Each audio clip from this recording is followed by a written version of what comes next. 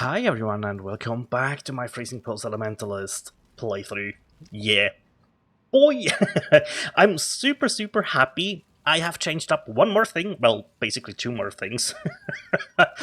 And yeah, I can highly recommend the Replica Dragonfang's Flight though. These +3 levels, actually, they are very decent, as you would suspect, right? So I think that's a very cool amulet to get, and also, like, you get a little bit of increased reservation efficiency, right? So once our Enlighten hits level 3, we should be able to switch out the implicit on our helmet, which I still haven't upgraded. I have upgraded, however, the chest piece, right? We now have 2700 armor on here, 580 ES, right? So yeah, that puts us over to 3500 energy shield. Now, you can see we don't have a life modifier on here, right?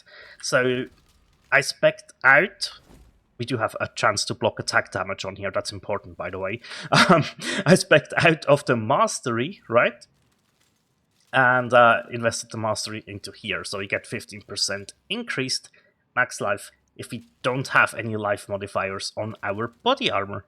So that sounded enticing to me, and I think it worked out fairly nicely, right? Still, fist damage taking us cold, crit strike multi for spell damage. As I've said, though, you could go for endurance charges here that generate automatically, right? That works out fairly nicely indeed.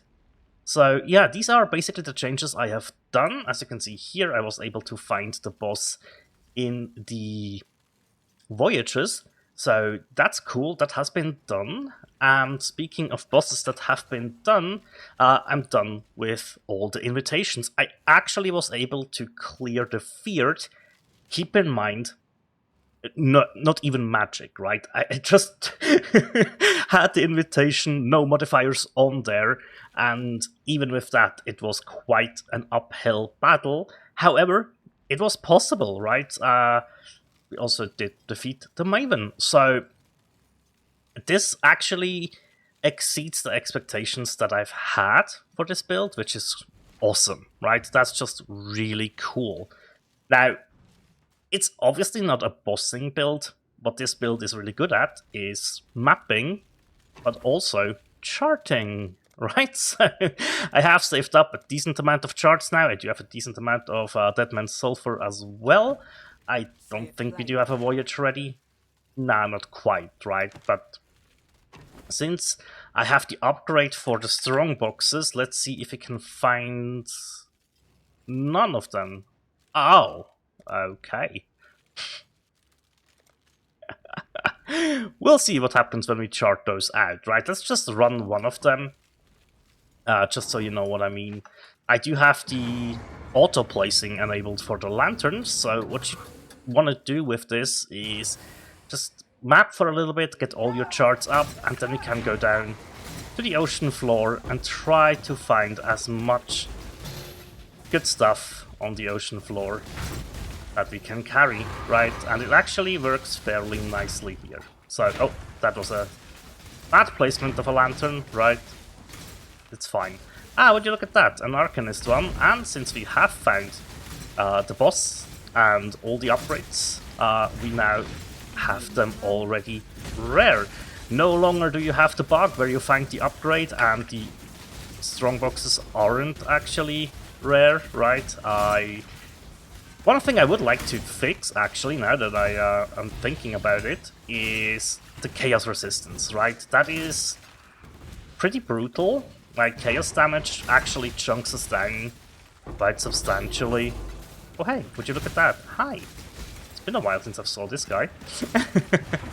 There we go, we have one lantern remaining, so let's just place that down. And once we are done here, right, we picked basically everything up that we wanted, and just make our way back and get out of here. And the area has been charted, right? So now I really just want to run through a couple of voyages and see how much I like that, right? I haven't really paid attention too much to these modifiers here. They seem very interesting. right? Yeah, I saw a couple of cool ones that can come up here, right? So I'm excited about that. And yeah, just the crafting with the league mechanic as well is just so cool. I really have enjoyed just going for the chess piece, for example, right? Just go for the exalted orb with the league mechanic, go for the regal orb with the league mechanic. Just stuff like that is always a decent bit of fun. And yeah, the intangibility goes up, sure. However, I think it's such a cool system, and it just allows you to do a couple of crafts. Now, you can see currency-wise, you're sitting on 11 Divines and 1100 Chaos right now, which is a decent place to be at. We don't really need to invest into the character more because, as I've said, this is not meant for bossing, this is meant for just mapping, having fun with the league mechanic.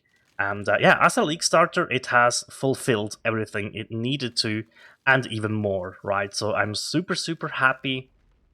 I am going to provide you a path of building with this exact setup that I'm running right now, just so you have a reference point. And yeah, that's pretty much it for the moment. Thank you very much for watching, everyone. And as always, take care. Bye.